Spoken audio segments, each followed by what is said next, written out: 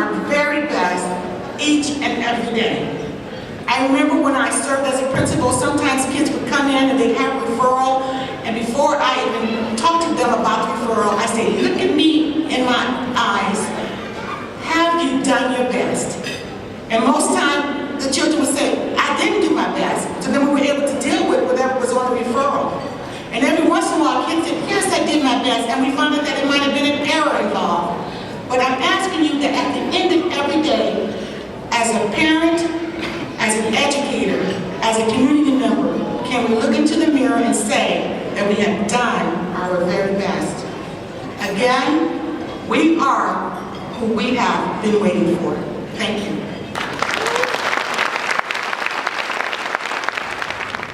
The other concept I want you to think about is what they call social closure. Social closure, what that is about? It's about closing the loop between home and school. If you close that loop between home and school, you know what happens? That what's being learned in school is reinforced at home. And when that happens, you know what happens for kids? Performance goes up. Now, this is the reason why all 6 of my siblings went to college, some of the top colleges in the country. And guess what? My parents were almost never at the school. I was so happy for that. I was so happy for that because, you know, I wasn't always model student. But you better believe this. If I got in trouble at school, you know what happened when I got home? More trouble. Because my parents were immigrant parents, old school parents. They trusted the school. They said, guess what? If you got in trouble with the teacher, we believe the teacher. We don't believe you. And because of that, there was reinforcement. There was alignment. You know what happens when there's not alignment? When parents and teachers are fighting each other? When there's distrust? Kids slip through the cracks. Kids will play you off against each other. You bring home that failing grade, mom wants to know why you failed. Oh, because she doesn't like me. That's why I failed. You should see the kids she likes. They're all passing, but me, lovely me. Or what happens when we use the children as the translator? How many parents are doing that? They got the children translating the discussion. Say, Mama, F means fabuloso, fabuloso. And the teacher's wondering, why is the parents so happy with the F? This is not the way to go about building a partnership.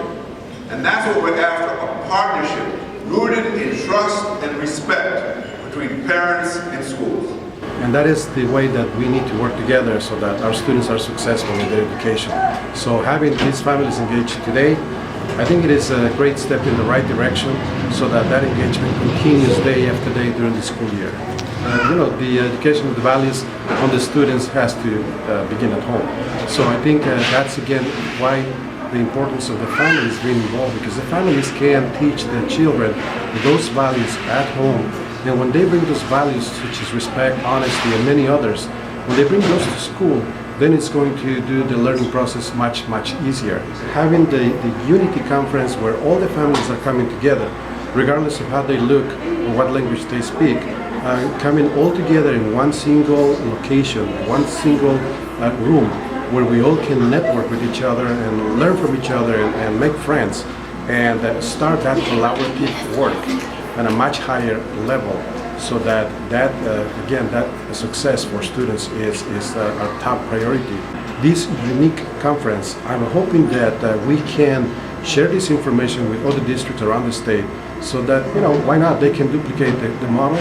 But I'm very proud to say that this is a model that is coming together and putting again the Moreno Valley Unified School District as a lead in taking these kinds of initiatives statewide.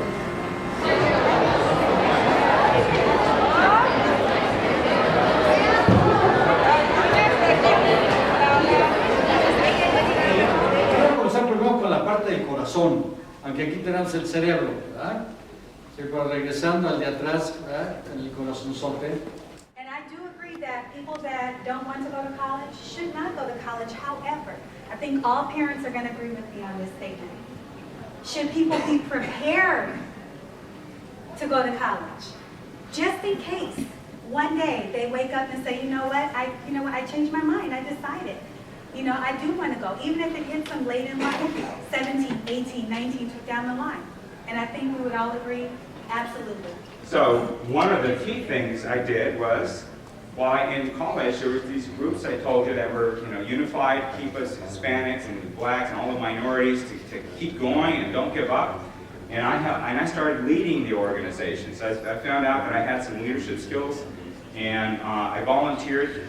When I volunteered, and I had this passion for helping other people like me, the people in the School of Engineering started noticing all of the leaders of these clubs. Ha pasado muchas cosas en su vida, pero nosotros la hemos ayudado, y con la ayuda de nosotros la vamos a ayudar a ir al colegio.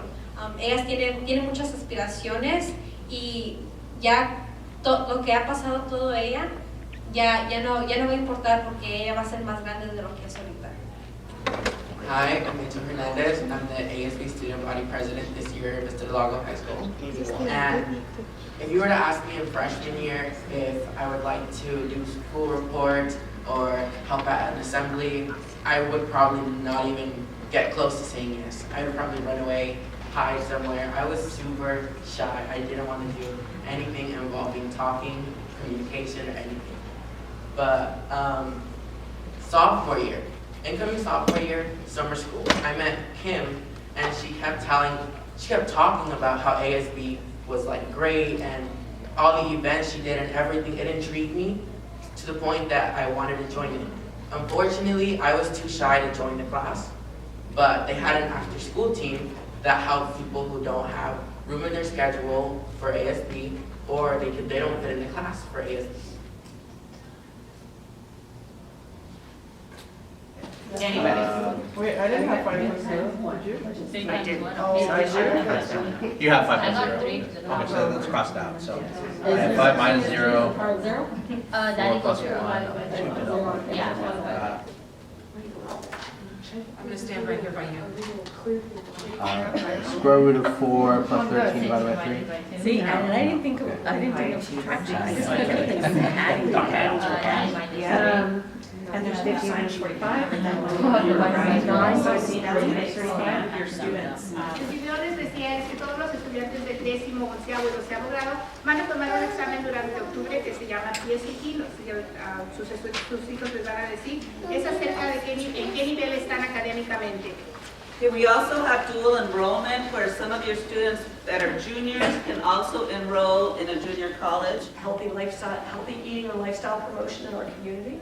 And those doctors come in once a month and work with our students.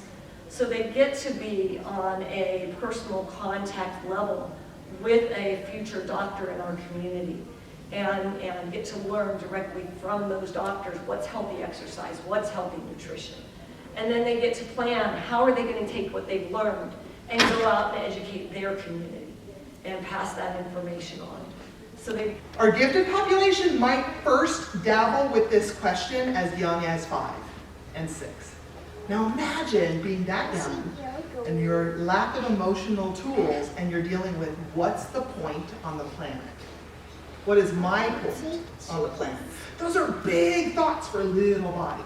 So we have to help them by teaching them A, about their emotions, how to recognize their emotions, B, how to manage their emotions. We always must recognize the emotions first before we manage them. More often than not, as parents and as educators, we like to teach kids how to manage emotions, right? Do some deep breathing, take a walk. Okay, but we do this at a time, think the deep breathing one. We do this at a time when the kid is too emotionally wound. So whatever you weigh or whatever your child weighs divided by 2 is that's the number of ounces that your child should drink per day. Does it matter if you drink more? No, absolutely not. Now there's a myth. I don't know where this came from, but with the Latino culture, there is a myth that too much water is bad for you. Yeah. That's a myth. I'm not going to get into it. That's a myth. There's a lot of myths that we have, superstitions as Latinos. It's a myth. I just encourage everyone to get involved. Me as a middle manager, when I was in law enforcement, see when Lieutenant Woods was on the scene, certain things didn't go down. right? Because I'm in charge. So you get in charge, right? Be creative, be innovative, all right? Don't only come with a problem, come with a solution.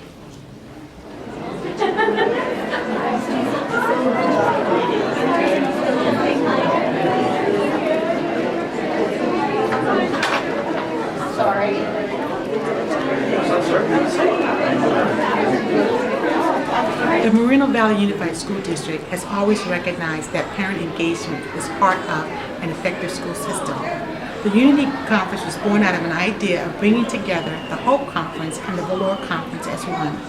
One of the conferences focused on the needs of our African American students, and the other conference focused on our needs of our Hispanic and Latino families. So one of the things we wanted to do was to bring a unified conference called the Unity Conference.